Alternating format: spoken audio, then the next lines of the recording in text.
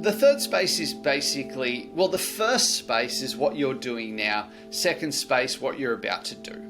And the third space is that transitional gap in between, which is obviously going to vary in length from, a couple of seconds to, well, it's 5 minutes before I walk to the next meeting or log into Zoom or whatever it is. And what we started to look at is what makes a really effective transition.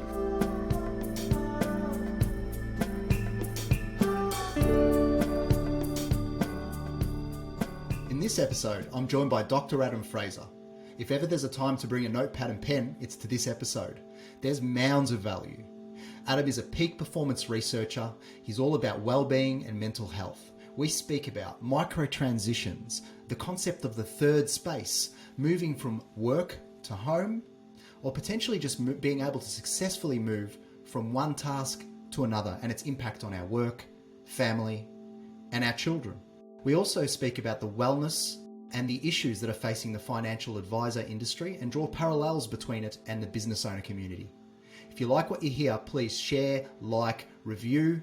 We grow off the back of your support. Thank you very much.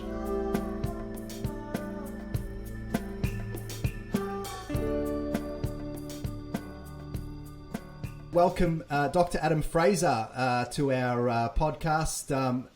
Adam, thanks for coming on. I'm Pleasure. really excited. Yeah, I'm really excited to have a chat to you. It's been a little while, and I know I've annoyed you. We finally got you on. I've read your book. I'm excited. We actually had a podcast with Ainsley Jerson, who talked to us about major life transitions. Divorce, retirement, and how to transition through those sort of major life events. And what was exciting about this one is that, now we might actually have a conversation about micro transitions, little things that we can do in between meetings and spaces that can really help our well-being. So welcome. And I know that you're a self-confessed heavy metal loving geeky researcher is what you say. So tell us a little bit about what you do and what drives you. Yeah, well, I spend my time in three areas. So one is doing presentations. I'll go to a conference or an offsite and present our research and some of the keynote topics that I have. The second area is doing research. So we partner with different universities around the world. The research we did on financial advisors with AIA is an example of that. And then the third area is we do large-scale interventions. So for the last 6 years, we've been doing a program called the Flourish Movement, which is about the mental health, well-being and effectiveness of school leaders. We're doing a program on burnout in partners in professional services firms, and we're building a program off all this research to help advisors, not only support their mental health and well-being, but also evolve in their business and be more innovative. Yeah, so I think the key terms were kind of like peak performance, which can involve so many different aspects, right? Yeah, and I'm kind of having a bit of a love-hate relationship with that term performance. Yeah. And this has kind of been the focus of my research. I don't know whether I just get older and hopefully wiser, but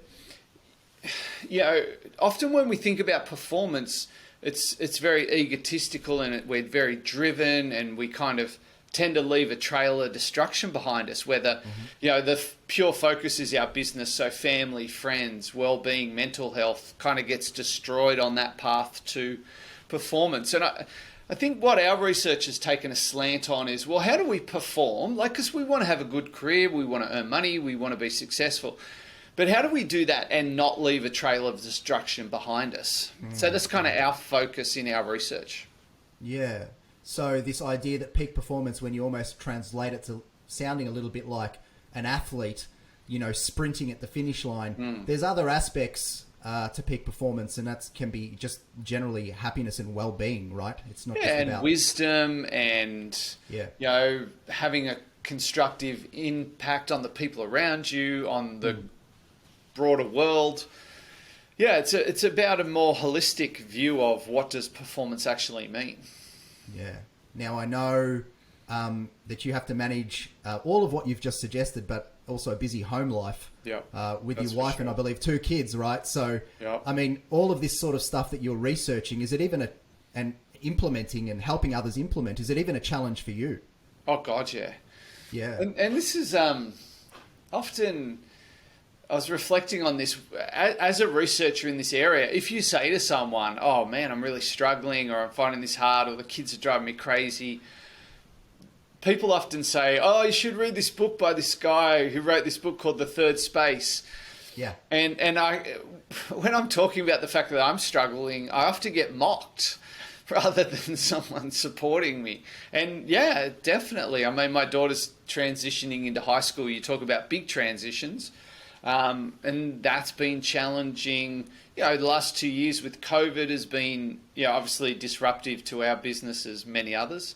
But yeah, like this is a constant work in progress. You never, you go through different phases, but it's never easy. I want to actually start, like you obviously sort of suggested before, that you've done some work with financial advisors. And whilst I don't want to talk about financial advisors only, but I think there's something to be learnt about this particular industry / profession and the challenges that they've faced, and the research that you have undertaken with Deakin and through the funding support of AIA and support generally. So could you maybe explain why financial advisors specifically and what your research actually found? Yeah, well, I mean, the reason we looked at it is I spoke at a dealer group conference and I was talking about some of the research we were doing with principals and paramedics and professional services firms, and 5 guys kind of bailed me up in the back of the room and said, you need to do this research on us. And I said, why? And they said, because we're like literally dying. We're not coping. And they talked about the suicides that they'd had in the industry. And it was a really moving conversation. So I was kind of inspired by that. I contacted a few people in the industry, but no one really wanted to support it financially. And then I sat down with AIA and spoke to Damien Mew, and I didn't really even get to finish the sentence. And he's like, yep, we'll support that. And that's what we did. So we studied a huge variety of advisors in Australia. We've actually repeated the study in New Zealand as well. But we not only surveyed them, but we got them to do diary studies and interviews. We really pulled their world apart. And what we showed is that this group, advisors in Australia, score worse than any group we've ever studied. Like they're really struggling. Mental health, well-being, work-life balance, enjoyment of the role. They're in a dire state.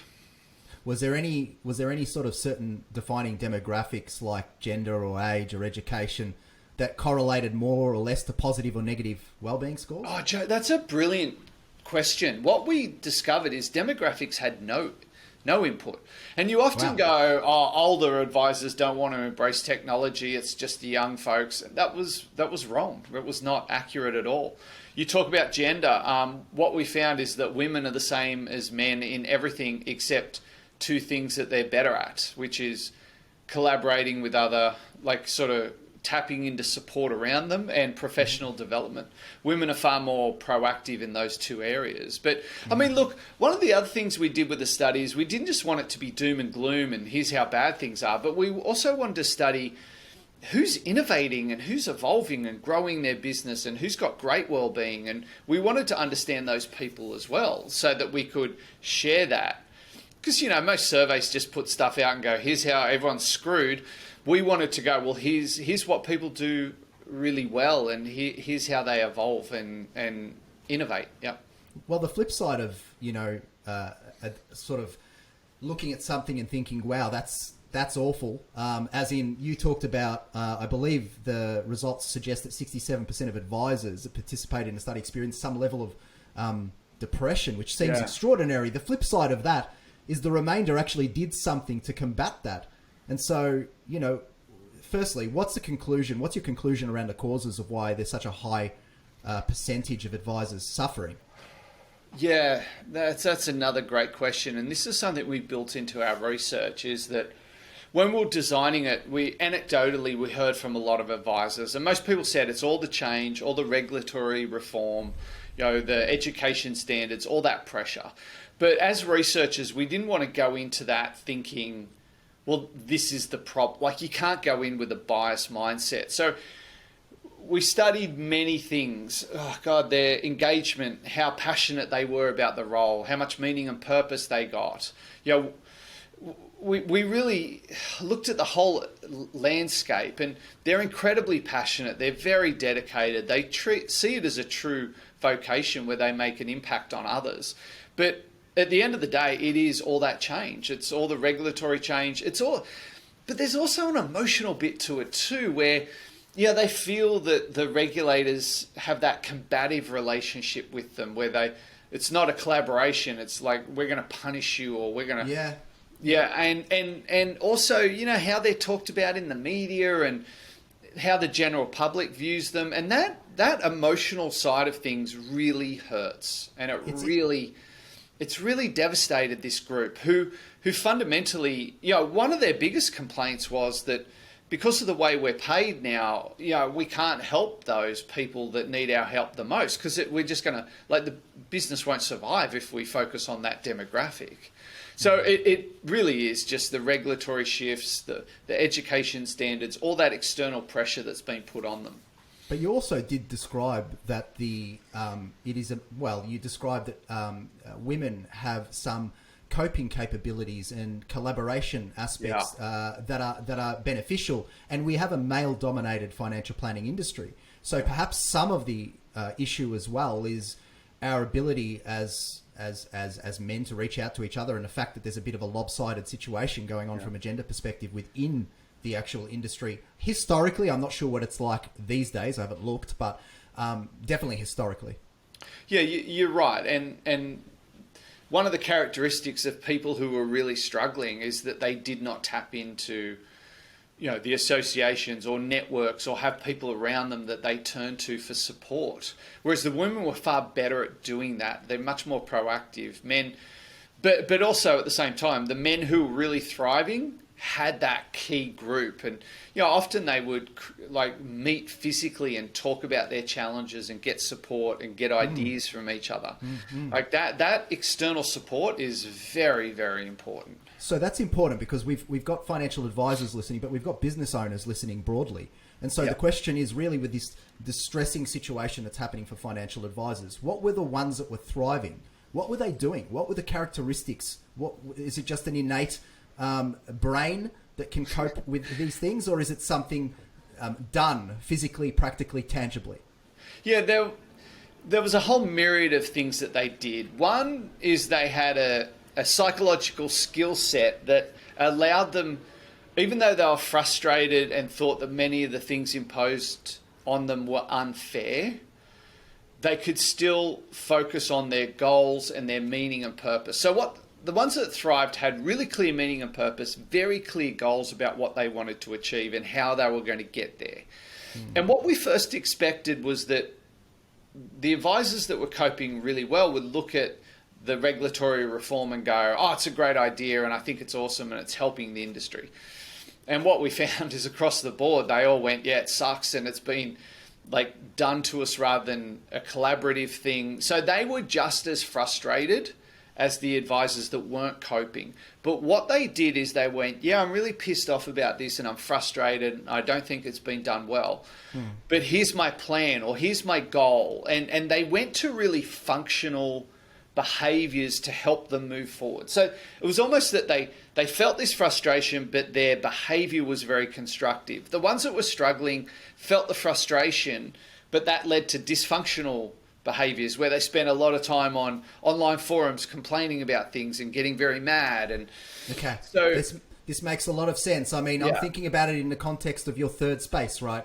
I'm thinking about the fact that, some of these advisors perhaps were caught up in maybe reflection stage, but not actually looking at how they can show up in the next phase. Very much. And many of the ones that were struggling had this mentality of, it has to be done this way, only I can do it. And they didn't look at, well, how do I outsource that? And the ones that were evolving were constantly looking at, well, how do I get someone to help me with the regulatory changes and the compliance changes, and how do I outsource that so that I'm doing more of the work that I enjoy, which is face-to-face or building the business.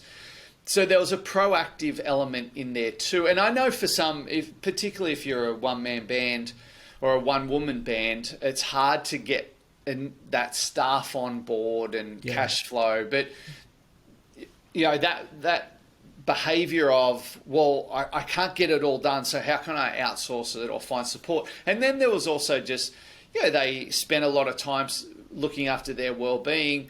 Majority of them did some sort of exercise or some sort of relaxation practice that they did. So it was so broad, from their psychology and how they approached frustration to how they structured their business, outsourcing, as well as they had a lot of time where they invested in themselves, not only learning but also their well-being. Yeah, someone said to me, or I read somewhere, that you age mentally when you're constantly reflecting and you're looking back. It's those that continue to look forward and adapt. So let's dispel that myth that it's chronological age or biological age that really makes a difference, because it doesn't. Yeah, and that was a really key finding of our research, is none of the demographics mattered. There was no pattern to it, whether you were a young business or an old business, whether you were had a degree or didn't, whether you were of a certain age or some sort of background. It was about individual responses rather than, this group really suffers or this group really thrives. Yeah. More broadly, Adam, I wanted to talk to you about the fact that depression rates have risen. I think in your book you were saying by a factor of 10 at the time that it was published over the last 50 years. What do you think the reason for this is? You describe in your book someone saying that they feel like the hamster is dead and the wheels are still spinning, which I loved. Yeah, that was an executive that said that to me. Yeah. Oh, Joe, that's a big question about why our mental health. I mean, look, we don't sleep very well, which has a huge impact on our mental health. We don't get outside very much. We don't see the sun. We're not moving as much as we used to. I mean, particularly with the 2 years of COVID, most people sat at their desk and never went outside. Also, I don't want to sound too herbal here, but we don't get outside in nature very much anymore. No. And that's critical for the human brain. Yeah.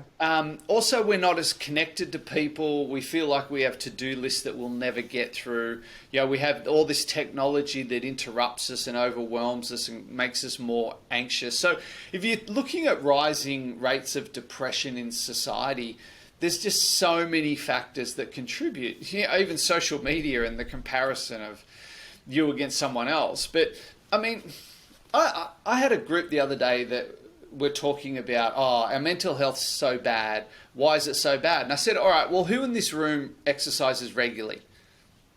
Maybe one hand. Who does some sort of meditative practice? Who eats really well? Who sleeps? Yeah, it was just... And by the end of it, I'm like, well, of course your mental health's suffering, because you're doing all the things that make it suffer. So it's very much a kind of holistic view of that.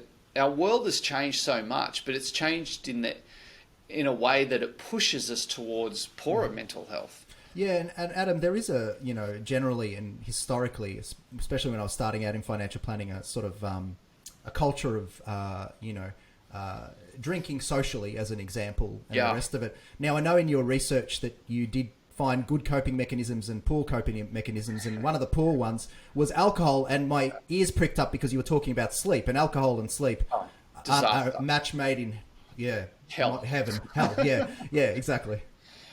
Yeah, definitely. I mean, what we found is in the majority of advisors who weren't coping, alcohol intake was far higher. Yep. But I mean, we have a society, and God, I used to do this, is you come home and your way to let go of the day or transition in home time is in a bottle. And most people will walk in and have a couple of glasses of wine each night to cope, or even more. And I noticed, I mean, one of my challenges is I really like alcohol. I think it's great. It tastes awesome. And I don't think you need it though. You seem social enough. But everywhere I go, everything's free. So I'm either on a plane, or I'm in the Qantas lounge, or I'm at a conference. And so all the food, all the alcohol is free, and they bring it up to you constantly. And what I realized is that, I was literally drinking every day, and I was having 2 or 3 drinks. I'm not a big drinker, I don't binge, but I was really consistent. And I came home one day and I walked past my kids and went and poured myself a glass of wine. That was the first thing I just went, oh, well, this is getting out of hand. So like, I don't actually drink anymore. Yeah, I might have maybe 1 or 2 drinks a week just with mates. Yeah. But that has transformed my life in terms of, you talk about sleep quality, dramatically improved it. Yeah, I'm fitter, I'm more energetic, I think clearer. Yeah, alcohol is a really crappy mechanism to cope. But the problem is, it kind of works really well. Like, it's an easy crutch to fall on. Yeah. But I love the fact that you know, when I asked you the question about coping mechanisms, you've described physical coping mechanisms as being a very fundamental part, which a lot of people often neglect. So that's totally awesome. The other thing is the 7-day diary. They must have been, some of them must have been, you know, very difficult to read. It's been a challenging time for all financial advisors. So, you know, do you think if advisors or business owners or the community at large had a better understanding of the third space, which you masterfully explain in your book, those diaries may have been different? Yeah. And just, you know, the third space is a piece of research we did. Initially, it was about how do we transition from work to home. So what most people said is, I take the day home with me, it affects my family life, or I can't turn off, or I'm stressed and anxious, or I'm reliving the day. And yeah, I had an interaction with a CEO where I was in his home. He invited me over for dinner, and he has a separate entrance into his home, like where he literally parks the car in the garage, walks through the door, goes to his bedroom. And the rule of the house is dad's off limits. Like, you can't talk to dad in that. So he goes straight into his room. He said, I take off my suit, I have a shower, I put on casual clothes, I do this little relaxation exercise. He said it only goes for 2 minutes, but just slows my breathing down. And then I go out to greet the family. And I just walked away from this going, oh my God, that's genius. And myself and Deakin Business School started to study, like, does what we do in that transition between work and home matter? And what we found is it matters greatly. But then, you know, we published this research. I got a call from Harvard University, and they'd read it, and they'd created a third space for students, which is, you know, it had beanbags and art supplies and musical instruments. And it was called the space you go to unwind and relax. Like, you can't study in there or do work in there. And what they talked about is how powerful that was to help students get over what they'd just done, but most importantly, prepare themselves for what's next. And after that phone call, we kind of went, oh, wow, we've got to do this in our day, like between meetings, between clients, between interactions. I mean, we even taught this strategy to O responders, and that was a 5-second gap. So the third space is really about how do you use all the transitions in your day to kind of leave what you've done behind, but show up better and be at your best for the next thing. Yeah, it seems really intentional. I like the idea that you're not actually avoiding the past. You're reflecting on the past, but you are actually becoming present in the moment. And then further to that, moving forward, you're choosing potentially not to take what has happened in the past into the future, which is something that is incredibly, incredibly challenging for most individuals. Yeah, very much. And I love that word you use. It's very intentional, because what our research, well, not our research, but Duke University showed that 45% of our day we're in autopilot. So like we'll transition to a meeting with a client, but we haven't really got our head right. We're in the motions. And you know, what we started to work with salespeople about, like what you talked about, how do I get over the rejection I just got? But how do I get my head right for this next interaction to nail it? Like, how do I not carry that baggage with me? But also just get my head right for, okay, in this next meeting, here's my key focus, or here's some of the questions I want to ask, or even, you know, I want to get them to do the talking and, you know, focus on what's important for them. It's preparing yourself for that next interaction.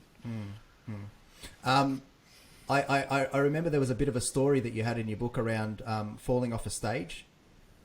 that was Yeah. I you know, as a previous lecturer, and being in the RMIT auditorium, I took myself there and I thought to myself, oh, wow, how could you come back from that? But you did. Oh, that was terrible. And I hurt myself badly too. Yeah, yeah. Yeah, and I think in the book what I talk about is that after that happens to you, like, what's the story you tell yourself? Yeah. You know, do you make it very global, like, oh, God, I'm a loser? Or do you make it very specific where you just go, man, I just screwed up, like, far out? Yeah. Or, you know, do you make it permanent of God, I'm always messing things up and nothing ever works well for me? Or do we make it very temporary, like, yeah, I just had a bad day, but far out and make a good story type of thing? Yeah. And that's that reflection piece of the third space, is as we move away from anything we do, whether, you know, after this, I'm going to transition into a sales situation. So how do I interpret, did I do a good job in the podcast? Or, you know, or even if the next meeting doesn't go very well, how do I not let that affect a presentation I have to do this afternoon?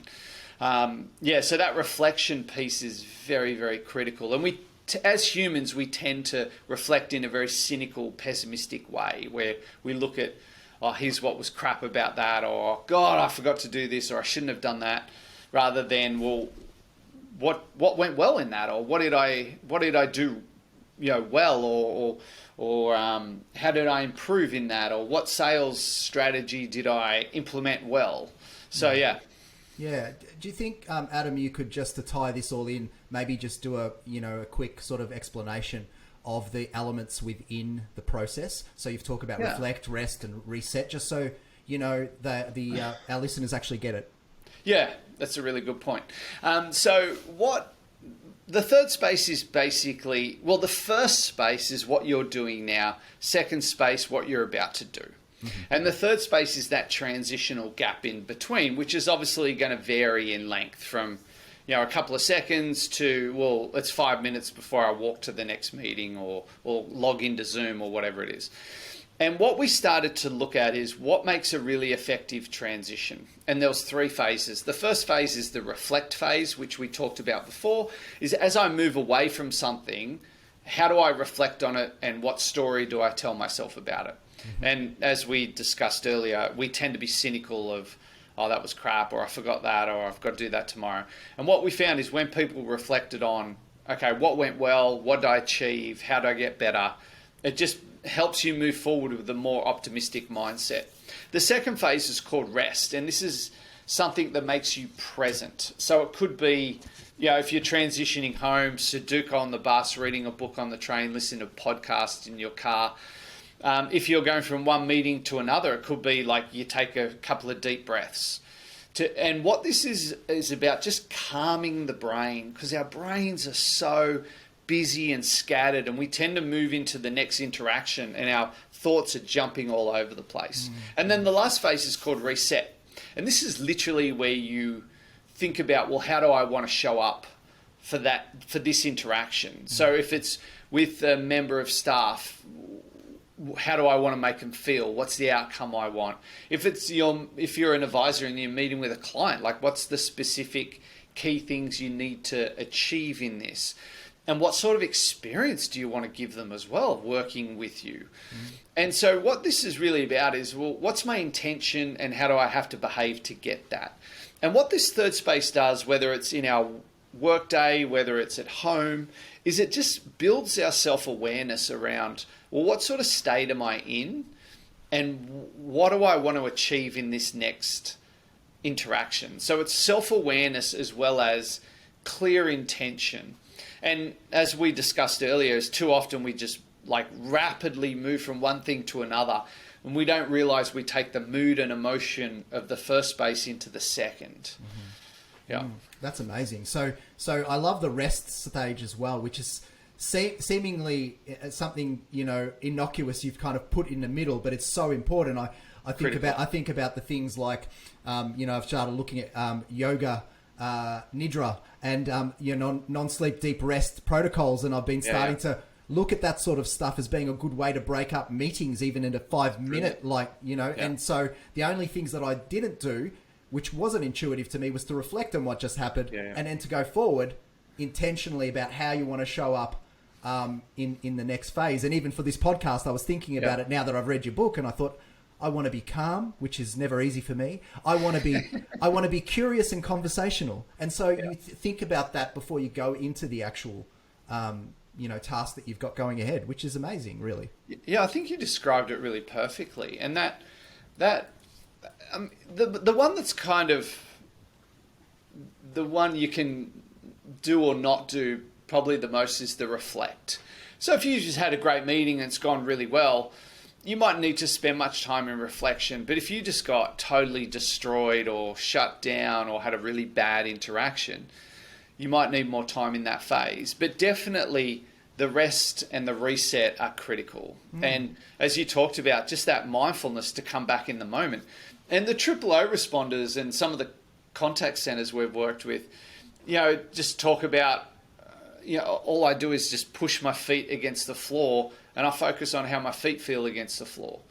Just to bring my attention back to one thing to calm it. And then I think about, okay, well, what do I want to achieve in this next thing? But, Adam, even folk, and I agree, when you reflect on a positive outcome, it doesn't need to be as long or drawn out. But I think there's a benefit in reflecting even on a positive outcome from a serotonin point of view. Like, people they're quick to move past what they've just achieved. And actually another thing there is it also, and we got this from some of the special forces soldiers we worked with. And every time they debrief an activity, they ask questions like that. What went well? What did we achieve? How did we get better?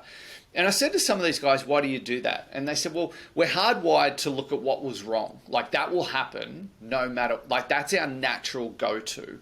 What we don't tend to go to is, well, what worked? What was good about that? But what they were saying is those questions help you uncover the insights and the innovation. And so you start to learn from your victories rather than just from your mistakes. And what they said is also those questions make you feel a sense of progress, which is incredibly motivating. Great. Yeah. And even if, in your weekly team meeting or something, you just have a reflection on what do you think we've crushed this week? Like, what have we done well? Or what's been a standout win that we've had? Or how do you think culturally we've done really well? It builds momentum and it builds engagement. Great. Why do you think the transition from work to home is so important and so challenging? Oh, God. It's just so hard. No matter who you talk to, our jobs are so demanding. They're so fast paced. When I talk about this concept, the most common thing people come up and say is, number one, is, I wish I'd seen that 20 years ago. But number two, they say, work gets the best of me and I walk through that door and the people that mean the most to me get the crap left over. And they said, I often hold it together all day and then I go home and yell at the kids. Or even if you live on your own, it might be, you go home and you ruminate and worry, or you don't socialize, or you don't connect with others. It is very difficult because the work requires a different mentality to home. And we often just drag the work day with us. I've talked to executives who go, God, I walk through that door and I'm finishing my wife's sentences because she doesn't talk fast enough. I'm yelling at my kids, or I'm, criticizing people about the state of the home. And I just I'm so polite and together all day. And then I go home and just, unleash on the people I should be caring for the most. Do you think, Adam, you've got a story or two of individuals that have done something quite maybe strange and wacky, but have actually implemented a circuit breaker between work and home? Yeah, God, I've got so many. That was interesting. During COVID lockdown, I got more emails about this thing than ever. Yeah. And people going, man, when I used to commute from the office home, I thought the third space was important, but now I'm at home and I'm homeschooling kids and I'm trying to see clients. They said it's so important. One executive, this is so extreme, but he said the first week of homeschooling was a full contact sport. He said it was just brutal and horrible and the kids are screaming. And he said, I remembered your concept, and that next Monday, I got the kids up and I said, you're putting on your school uniform. And I didn't get dressed for work, but better than, the trackies that I normally wear. So I wore something a bit more formal. And he said, we as a family walked around the block. And when we came back to the house, I said to the kids, you're now at school. You got to go do your work. We're at work. We're going to, go to the study. And he said, and at the end of the day, we walked around the block and came back in the house and take your school uniform off. Like, now it's family time. And he said, just separating, because that first week, there was no boundaries. There was no separation. It was just kind of like, we're half doing work, we're half doing school. And he said, even just that transition was like, it changed our mentality. So, I mean, gosh, other things of, whether people use exercise, whether people use the commute home. I was just talking to a guy who said, I saw you present and I catch the bus home from the city. I get on the bus, I set an alert in my calendar that comes up and asks me those 3 questions. And he said, I just kind of sit on the bus and reflect on the day, but in a constructive way. I then have a meditation app on my phone. I just play that. It goes for 7 minutes. And then he said, as I walk from the bus stop home, I think, what kind of dad do I want to be when I walk through that door? Like, how do I want to interact with my kids, with my wife? The great thing about this concept is it's very pliable. You can change it to suit you. Well, I was doing some stuff with a group in Singapore, and I don't know why, but for a period they weren't allowed out of their homes. Yep. Now, everyone in Singapore is in a high-rise, so you go stir-crazy really fast. And she said we had the kids at home and we're trying to homeschool them. And she said all we did was, once work was done, we made dinner as a family. We played music. Each kid got to choose like a meal that they wanted to do, and we just cooked it. And she said that interaction changed the dynamics of the family, where we're now into family mode. So really it's limited to your imagination. Do you think on the children front, do you think it's helpful for families to actually build and give education around these successful micro transitions for kids? Like, is that an important thing? Can kids consume this and actually implement this? Totally. I'll give you a couple of examples. We had a school, I talk about it in the book, John Collett's school. I met with the principal. I forget his name, but he was a cracking guy. Mm-hmm. I want to say Eugene, but that's not it. Anyway, so he contacted me and said, we've implemented the third space as a school. So when the kids move classes, so they might go from maths to English, what the teacher does is go, okay, I'm going to give you 2 minutes to reflect on what you've learnt, what you think you did well in the class, and they write notes on that. Then they do this tiny little meditation.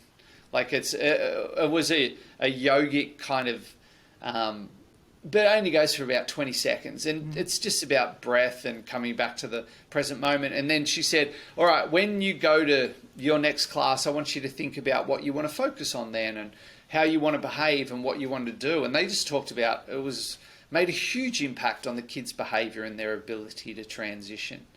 Yeah, so children for sure. Even Alan Thompson, when he was the head of the Australian swim team, he got me to come in and present to the swimmers in year 11 and 12, because what a lot of them wanted to do was quit. The HSC was ramping up, and what I talked about is how brilliant that swimming after school is, like, helps them reset before they go home and start studying, and how important it was. So I mean, children for sure. So you've talked about swimming and transitions, and it's a good segue into Christine Kaur, Director of People Coach, talked about changing careers and people struggling and always staying in their lane and struggling to change lanes. And I've read in your book as well that 82% of Australians hate or do not like their job at the time. And why do Gallup's research? Yeah. Well, okay, there you go. Yeah. Why do you think this is? And is it a function of society that has an imbalance where they value money over well-being? Oh my gosh, that's a big question you're asking. You can answer it any way you like. That's the best thing about the podcast. Oh, I mean, look, the average workplace is not a fun place to be. It's usually they're overwhelmed by tasks. They get mixed messages from leadership. Most people have too many tasks on their plate. They're interrupted constantly in their day. And then you've got the whole politics and side of trying to get one over on each other, and we tend not to support the people we work with. I mean, look, I've done this work for 25 years, and rarely do I go into an organization and go, oh, wow, this is amazing. I'd love to work here. So it's a combination of many things. The ego of progression in business, the politics that happen in a workplace, and also for a lot of people, most of their work is really unfulfilling and lacks a lot of meaning. So how can an employer really implement a culture though, like that can assist some of that? Is there anything that's doable? Anything practical? Oh, I mean, there's heaps that you can do. It's just, it's a big... Trying to change culture of a workplace is a huge undertaking. Yes. It requires a lot of different approaches. What it requires is also consistency. One of the things I see organizations get caught up in the new shiny thing. Like, oh, we're talking about this now, we're talking about that now, and they keep jumping and changing their focus or their leadership focus. But the best organizations choose a cultural focus and then just embed it and reinforce it and live it. And I was talking to one organization that rates really highly in engagement. You talk about 80 whatever % hated their job. Their engagement scores were over 90. They were incredible. And I said, what do you do? She said, we've been saying the same leadership and culture messages for 13 years. We picked them and we've been really consistent, and we hold people accountable for doing them. I mean, it's just, there's so many aspects. An organization is such a complex ecosystem, and people are complex. So there are things you can do, but if you're going to take it on, you've got to go hard. And I think probably one of the biggest things is just leaders role modeling the behaviors they want to see. Because so often, our leaders will talk about doing something, but then they'll do the opposite, which kills that. So, yeah, I mean, I haven't really answered your question. No, you have. It's a challenging beast, really, what you're saying to me. And it's some, but very few are doing it well. I think I imagine as a result of COVID as well, the story's even more challenging. I imagine the introduction of virtual meetings has not benefited wellness necessarily. Do you know what was interesting though? Yeah. Is in, I think it was May 2020, we've been doing a tremendous amount of research over COVID. In May 2020, what we saw in our data was a huge spike in connection to leader. Okay. Which was, and we kind of went, oh, why is this happening? And when we talked to people, it was because leaders, for the first time, started to have genuine conversations about wellbeing. And we interviewed these leaders and said, didn't you do that before? And they went, no. Yeah. And literally, say you're my direct report and we have a Zoom meeting and I go, hey, so Joe, how are you tracking? And you go, yeah, I'm fine. And then I go, no, mate, really? How's it going? Mm-hmm. And you go, well, actually, the kids are challenging, or this is happening, or I'm finding this difficult. And for the first time, leaders had a real authentic conversation where they were genuinely interested in how people were coping. And we said to these leaders, didn't you ask those questions before? And they go, yeah, but we weren't really interested in the answer. It's just being polite. How are you going? How's things? Are you coping all right? And everyone just goes, yep.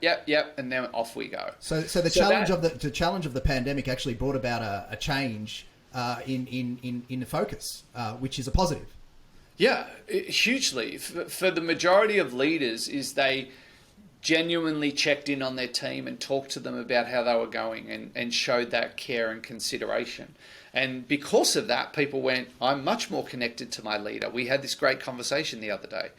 or my leader's been really supportive during this time. Do you think there has been an element of burnout, however, with things like, huge. Yeah, with the introduction of virtual meetings and, I reflect on virtual meetings in a big forum, and I often find myself very exhausted because I'm trying to work out the cues, the social cues that are just harder to read in a virtual format. Is that something that you've seen? Yeah, massively. Burnout rates have gone up significantly. And what we found is most people sit down at the start of their day, and they tend to, when they're working from home, they tend to work longer. So if they kind of left the house at 7 to commute into the city, during COVID, they tend to start work at 7. And they're sitting in front of a screen all day. And you talked about like those sorts of micro breaks or that rest phase. Microsoft did this research, and what they measured the stress levels of people's brains, and they put them in 4 back-to-back meetings that were virtual. And what they showed is as each meeting went on, their stress levels climbed and accumulated. So the brain got, and in some of them, the brain got so stressed, they started disengaging. They weren't even paying attention anymore. And then they had an intervention group where people just took a 5-minute break to do a mindfulness activity. So they got uploaded this thing on people's phones, and they said, all right, your meeting's going to finish at 5 to the hour. And what we want you to do is move away from your desk. You can go anywhere, but you're going to play this app. And the app just gets people to slow their breathing down, focus their mind on certain things. And then they came back. And what they showed is as the day went on, their stress levels actually went down. So those 5-minute little breaks transformed their experience of the day. So those little rest phases, and they also showed, in terms of the ability to process information and learn and cement information, stayed really high in the group that had the breaks, whereas the group that did back-to-back virtuals, their brain was fried by the 4th one. Yeah, it's interesting. It's really hard when you're doing mindfulness and you're doing 5 minutes to say that it's going to do anything at all, but it's the cumulative benefit of actually doing it over time. You nailed it. Yeah. It's not the volume, it's the accumulation. Yeah. It's the frequency of it. And I think there's something to be said about the fact that you're doing it at regular intervals. In between those intervals, because you're getting yourself geared up to do the next one, you're kind of naturally checking in and out of being present, even when you're not in that meditative state, if that makes sense.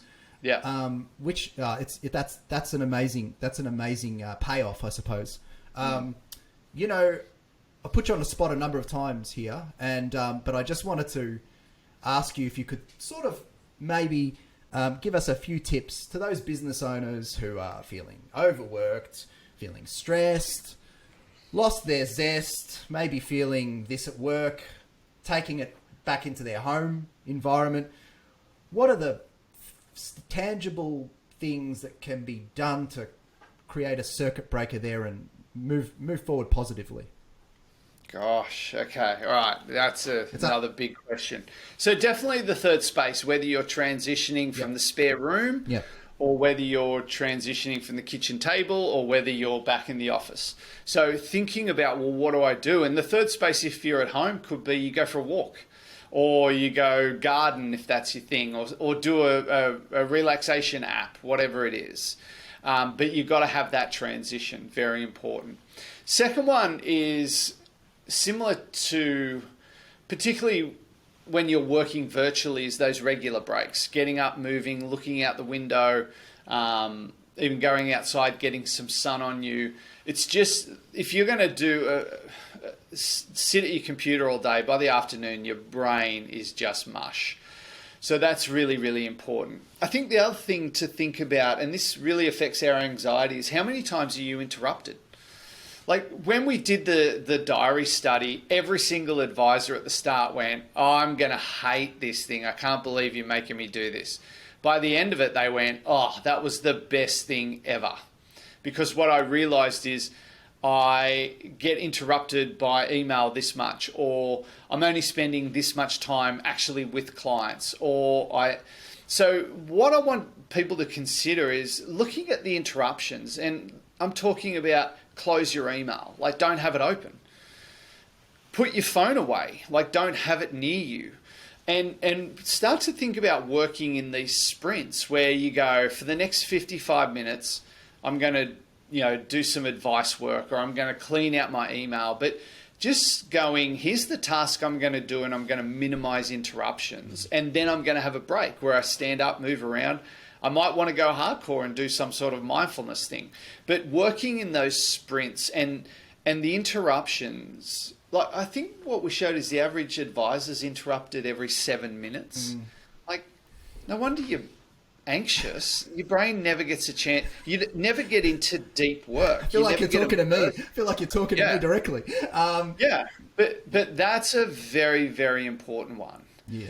So, you might be very reactive, but even if you carved out an hour of uninterrupted time twice a day, it would transform your workday experience. Yep. Where you just shut everything down. At risk of sounding crazy, I have a couple of K-Safe boxes, which are timed sort of boxes where I can put my phone away and just put it on a timer, both at work and at home. But also I was speaking to a group of colleagues who thought this was remarkable, that I bought a light phone, which is a phone that only has phone, text message, and tools, not applications. Yeah. When I took it to my colleagues, they loved it. When I spoke to a few 25-year-olds at a birthday party about it, they looked at me like I was crazy. But, I mean, I think the average person looks at their smartphone every 4 minutes, whether it makes noise or not. Yeah. We're just so distracted by them. Yes. Yes, definitely. So, turning off my notifications was something I did that was really important as well. So, but that whole piece is, how often is my brain interrupted? Mm-hmm, mm-hmm. And if it's a lot, you're really going to struggle. Mental health, anxiety, productivity, all those pieces. Yeah. I mean, look, some of the other things that people can do is, obviously physical activity is vital. Getting some exercise, moving. But also one thing that we found in our burnout research is, on a weekly basis, do you do something that lights you up? Do you do something that energizes you? Do you do something that fills your cup up? What we found with most advisors is they give so much. They give to their staff, if they have any. They give to their clients, family, peers. They might have elderly parents. And what advisors do is give out a lot of energy and support. And what you've got to ask yourself is, well, how do I fill up the cup so I can keep giving? And it might be, a hobby, it might be artistic, it might be, you might play a musical instrument, social, a passion or hobby, whatever it is. Everyone needs that weekly thing that re-energizes them. For me, mine is, I live in Leichhardt in Sydney, I drive to Manly. I swim from Shelley Beach to Manly Beach and back. There's a whole group that do it. And then I sit down at a cafe near Shelley Beach and I read the paper from start to finish, which is just orgasmic. Yeah. Like, no kids are going, I want this or I want that. And I have a coffee and I look at the best view in Sydney. And I do that once a week. I even do it in winter, and I'm the biggest sook when it comes to cold water. Mm-hmm. But that, it might sound weird, but that energizes me. And during our lockdown, I couldn't do it because it's outside our 5K radius. Oh my God, my mental health tanked fast. Mm-hmm. I'm yelling at the kids. I can't think straight because that's just the thing I do for me. And no one's, like, a mate asked to come along, and I'm like, dude, you are definitely not coming anywhere. Like, this is my thing. So it's your sacred space. You're filling up your cup, but you're doing it in a procedurized way. So you actually have this particular time that you do this particular thing, and you know it's filling your cup. Amazing. And I did it last Sunday, and I can't tell you how I don't know. I'm trying to work out what it is, whether it's the drive, whether it's the silence, whether it's being in nature. Like, it's a really beautiful area, whether it's the swim, I don't know, but far out, this thing just re-energizes me like there's no tomorrow. So Adam, what's still to do? What keeps you up at night? What's on the horizon with research? Me? Yeah. Oh, wow, that's a very nice question to ask. Look, I mean, obviously we want to, from all the stuff we've learned, we want to put together a program for advisors. And this is about teaching them. But it's not just going to be like a single workshop. It's going to have research in it. There's going to be a series of workshops. They'll have a buddy. They'll get stuff from us. This is a model that we've implemented really successfully with other groups. So we're just in the design phase of that. I'm probably going to write another book, although it just makes me feel tired thinking about it. But yeah, so I mean, and we're also looking at another study exploring burnout in women. Okay. And the psychology of that, but also the sociology of that. Like, why do they feel like they can't take time for themselves? Why do they feel like they're selfish if they do something? So that's kind of the focus for me right now. As well as, yeah, we talk about filling up your cup. I've been working hard for a long time, and I think my big focus this year is to have more fun. That's awesome. So That's be awesome. much more intentional about that. Well, in the spirit of fun, what's your spirit animal, and why would it be that? My spirit animal? Yeah. Is that an animal that represents... Yeah, it represents you, me? embodies what you're about. There's not an intellectual exercise either. I'm overthinking. Yeah, it everyone massively. does. Everyone does. Oh God, what comes to mind is a wolverine. Wolverine. Okay, yeah. Yeah, I'm not very tall. I'm short, but I'm very tenacious, and I'm very resilient. And when people say you can't do something, I kind of double down. Yeah. I like to think a dolphin because they're very graceful, and ocean swimming is my thing. Maybe it's some mutant hybrid. That sounds good. Or the honey badger that's just pissed off all the time.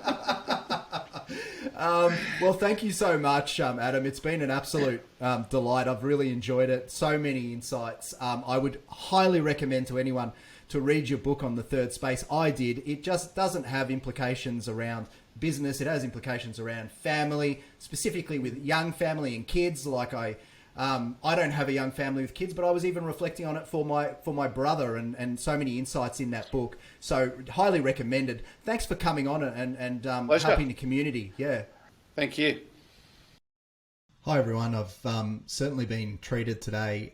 As you may or may not know, I get pretty excited when there's a subject topic that is close and dear to my heart, and really had Dr. Adam Fraser on, and we talked about everything health and well-being, and you know, we did have Ainsley Jerson on previously in a previous episode to talk about major life transitions, but importantly, my conversation with Adam today was really about micro transitions, how we can move from one task to another and stay happy and positive and have longevity and wellness in the day, the ability to have vitality.